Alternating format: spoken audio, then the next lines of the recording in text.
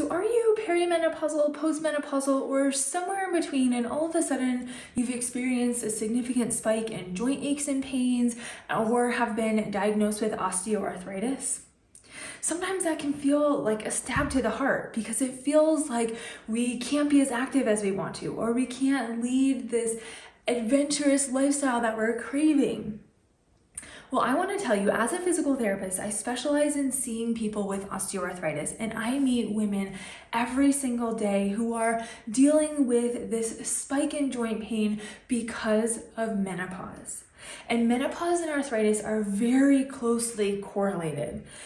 The most important thing, though, is the more that we know about this correlation, the more confident we can feel as far as moving forward with treatments.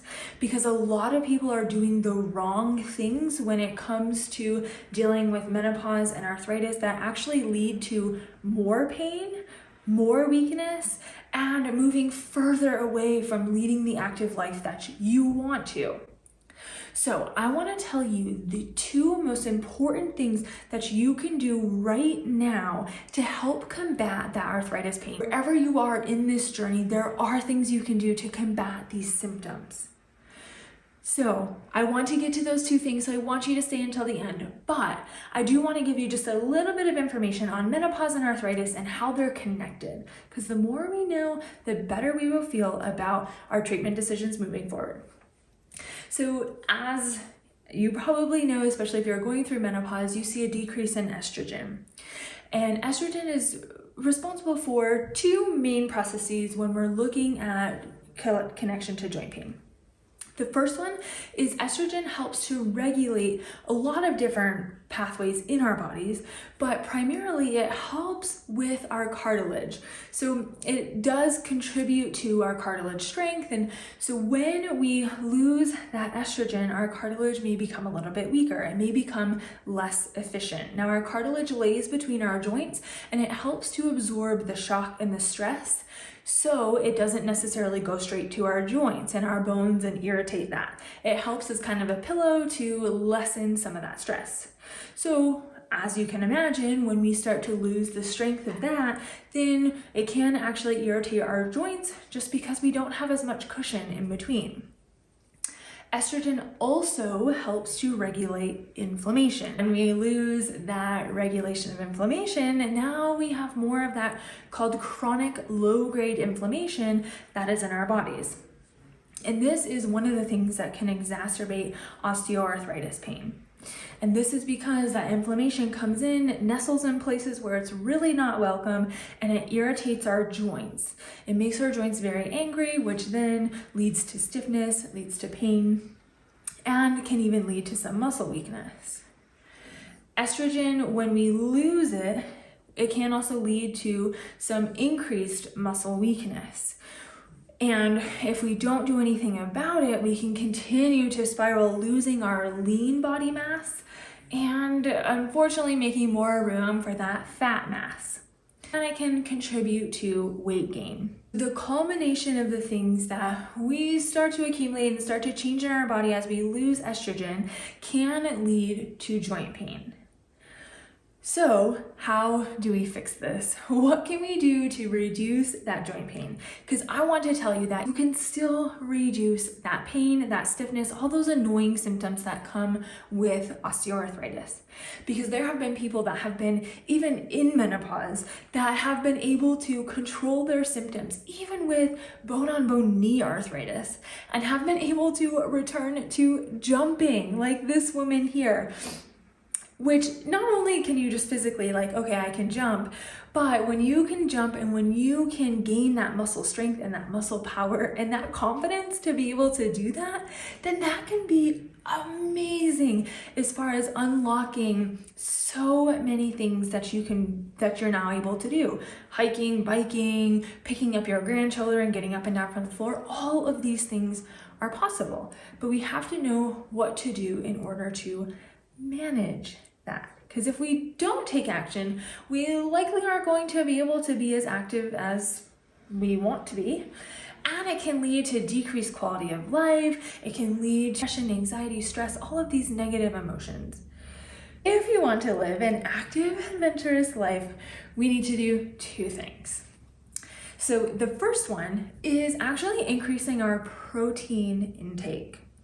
Protein is going to help feed our muscles, not only to help build them, but to also help maintain them and help to negate some of this muscle loss. We need to keep muscle in order to be able to do the things that we want to do, that even includes walking and doing things around our house. When we start to lose muscle, it starts to become harder to get up and down from a chair. It starts to become harder to go up and down the stairs, or even get out of bed in the morning, or even getting dressed. So we have to keep muscle. And then when we build it, say if you're exercising, if we aren't giving our body the appropriate nutrients in order to help build that muscle and that strength that we need, well, then our exercise may not be as beneficial as we think it is. So in order to help sustain our muscles and to help improve our joint health, we have to have adequate amount of protein. Now, a lot of people I meet, especially women, think that they're getting more protein than they are. We tend to overestimate the amount of protein we're eating. So I usually recommend going onto MyFitnessPal or going onto an app where you can just track a normal day's worth of eating. Usually I tell people, okay, track yesterday. So that way you're not modifying your food choices based on that you're tracking, and then you go in and see how many grams of protein you're actually eating. And a lot of times this number is much lower than we think it is. So for example, a typical baseline of where we want to be at is around 100 grams. A lot of times I see people are in the 40 to 50 gram range per day, which is not enough to help sustain the muscle strength that we need to maintain and build. So if we're not getting enough, then we may not be reaping all the benefits we can of exercise if you're doing it, or you may really start to spiral into having difficulty moving around. So if you can, just increase some of the protein gradually. So you don't want to go from eating 40 to trying to eat 100, because that's going to seem like a lot. But there are some things, and I do have a blog post below giving some more detail on protein and also giving some protein sources. And sometimes, especially if you're vegetarian or you don't necessarily eat a lot of meat, it can be hard to meet these protein requirements. And so sometimes you may even need to supplement with a protein powder, a pre-made protein drink. One of the brands that I really like is Orgain. Orgain. They have protein powders, they have pre-made drinks, they have all kinds of different things. They have plant-based, they have animal-based, they have so many options.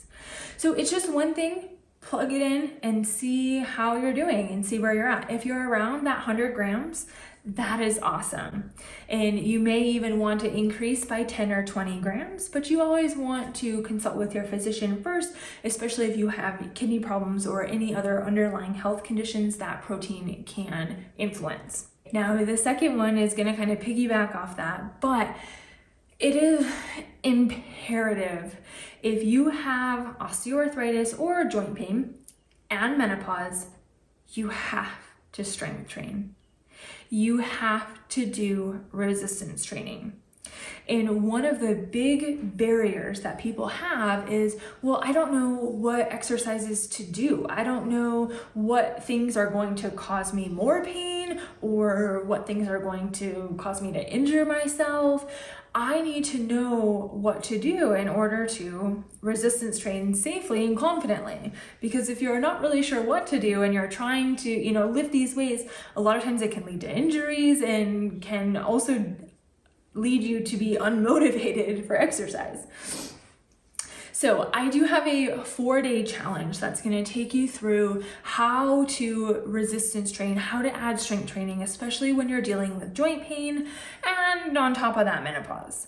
And the one thing that I want you to know is that when you increase your physical activity, in particular resistance training, it can actually reduce the severity of your menopause symptoms.